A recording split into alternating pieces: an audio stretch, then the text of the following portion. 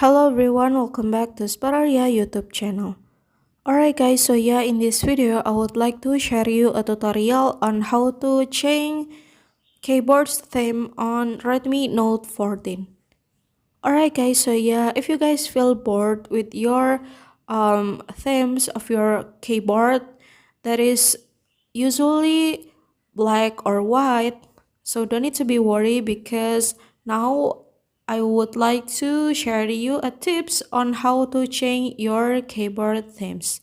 And how to do that is very easy. So yeah, without any further ado, now let's get started to the tutorial. Alright guys, so the first thing first is now you have to show your own keyboard on your phone. And then now you can click on the settings menu on the center. And so yeah, now you can click theme.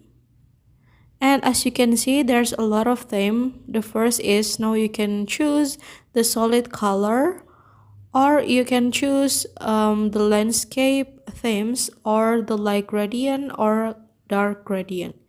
And for example, I will choose this one and then click apply. Wait for a moment and now you can see the result. The themes of your keyboard has already changed. Alright guys, so yeah, here's the tutorial and thank you so much for watching. See you guys on the next video. Bye bye.